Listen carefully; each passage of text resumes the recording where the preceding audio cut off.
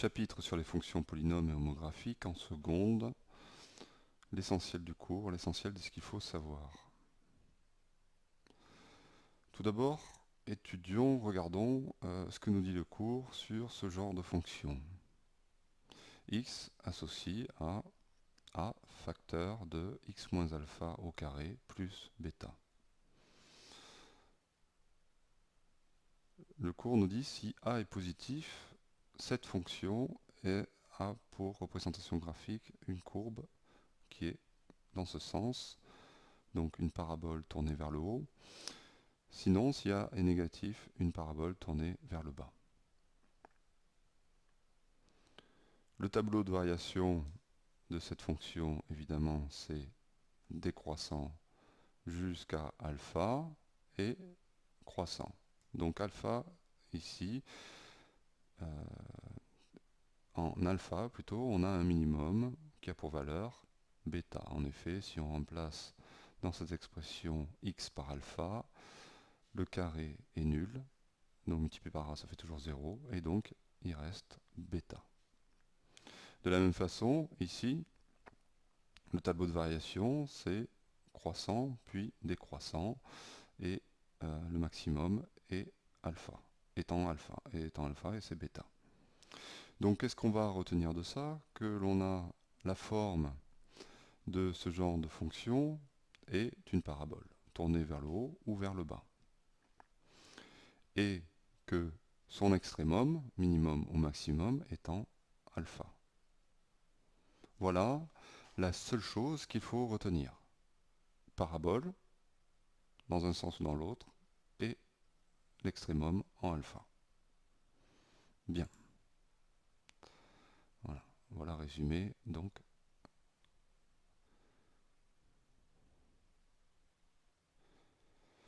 Alors, sur un exemple, on va voir que cela suffit pour déterminer donc la forme de la courbe et si c'est un minimum ou un maximum. Alors voyons. Donc le cours nous dit qu'on a un extrémum en 5, ici.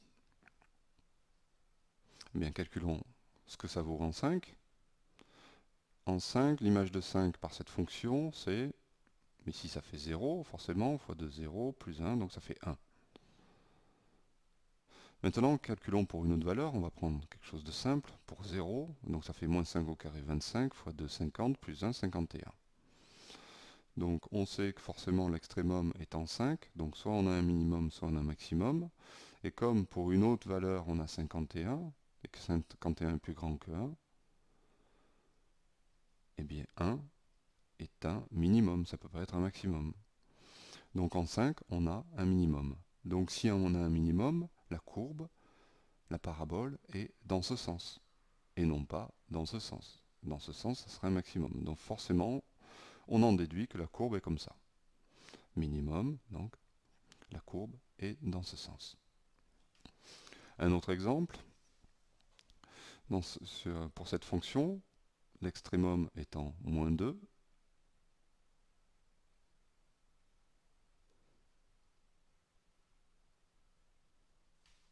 attention, le cours dit c'est x moins alpha. Donc il faudrait écrire x moins 2, ici.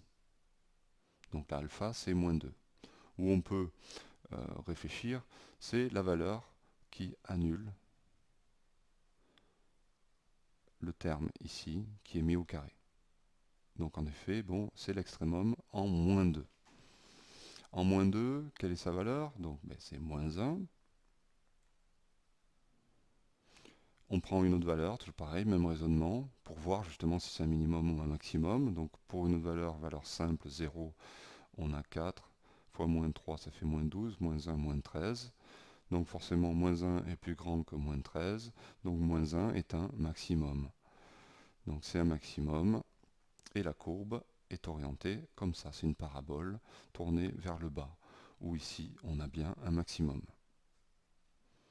Donc vous voyez, avec quelques éléments simples, juste savoir que en alpha,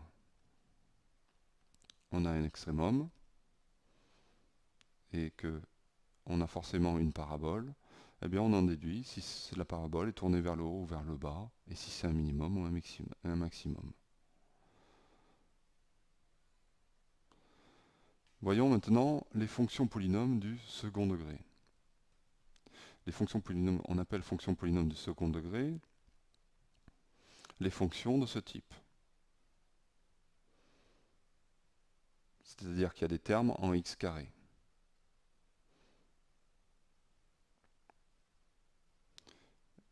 Et x carré, donc c'est le second degré. Donc c'est une fonction du second degré, bien sûr, si a est différent de 0. Si a est égal à 0, on retombe sur une fonction affine.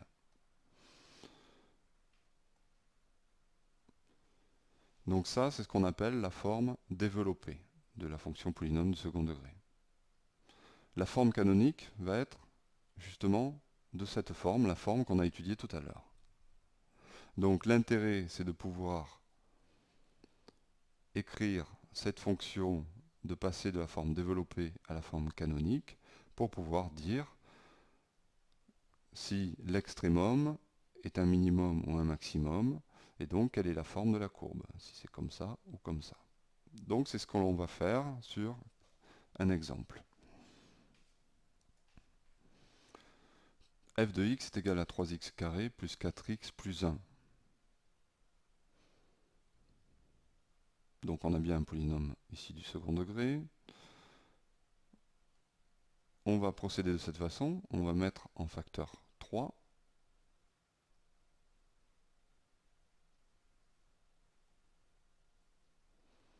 Puis, ici, on va se servir, parce que ne faut pas perdre de vue, que l'on veut écrire sous cette forme.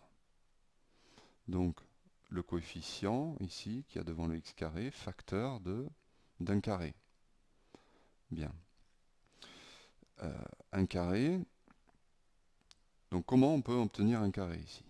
Eh bien, on va se débrouiller pour faire apparaître la forme développée d'une identité remarquable, et donc la forme factorisée sera un carré. Donc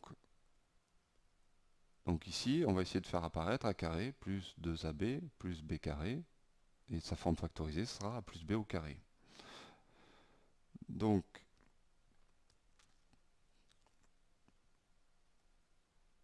ici, on avait 4 tiers, qu'on peut écrire 2 fois 2 sur 3x plus 1 tiers.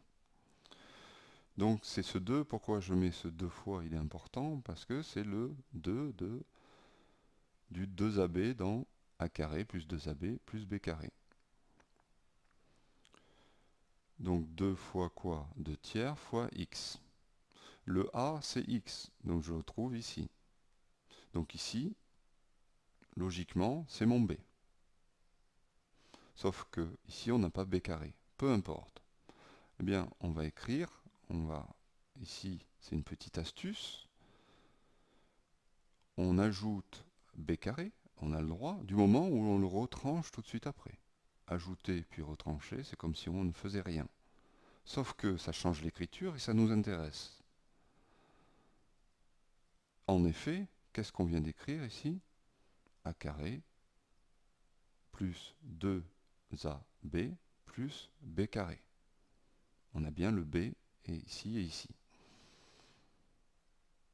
Donc, on peut écrire tout ceci sous cette forme, juste garder le facteur 3 pour ces termes-là, et ensuite développer pour le reste. Donc 3 ici, on obtient moins 4 tiers, c'est la forme développée avec 3 ici, et 3 fois 1 tiers, ça fait 1. Donc là, on a notre a carré plus 2ab plus b carré que l'on factorise en 3 facteurs de x plus 2 tiers, le tout au carré, moins, et ça fait moins 1 tiers. Voilà, on est arrivé à notre forme canonique.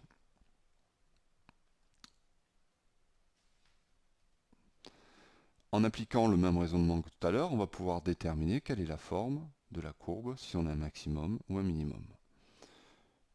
Donc, cette expression ici s'annule en moins 2 tiers, donc on a un extrémum en moins 2 tiers. En moins 2 tiers, on a moins 1 tiers.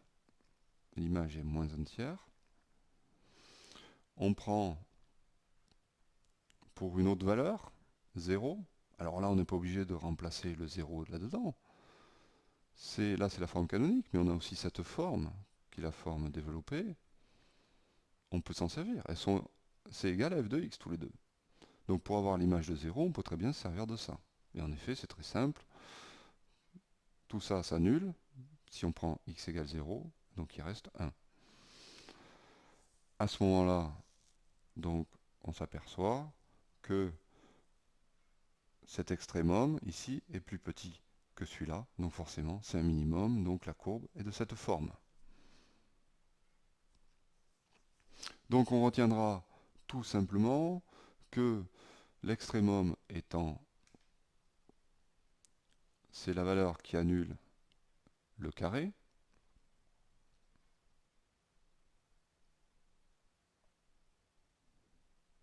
et qu'en plus, on peut rajouter que le graphique, la courbe, est symétrique par rapport à la droite x égale alpha. Donc là où il y a l'extrémum.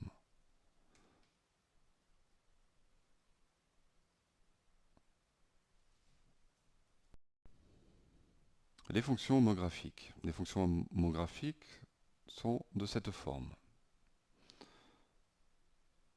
Une fonction affine au-dessus sur une autre fonction affine. Avec, bien, cette fois-ci, ces différents zéros. Pourquoi? Parce que sinon, on aurait juste d au dénominateur, ce qui reviendrait donc à une fonction affine.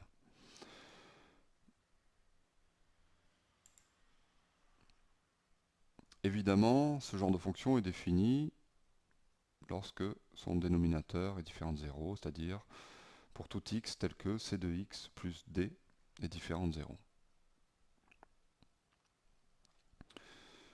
Donc toujours la même chose.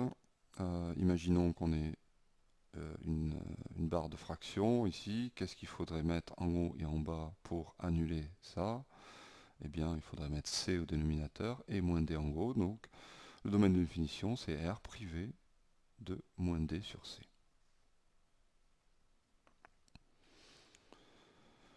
La courbe représentative d'une fonction homographique est une hyperbole. Donc c'est comme pour la fonction 1 sur x, sauf que elle n'est pas située au même endroit.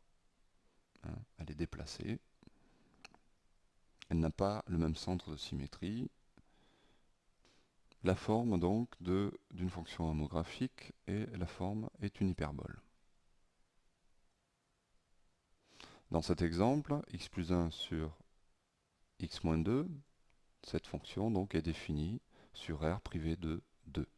Le dénominateur s'annulant en 2, il faut exclure cette valeur.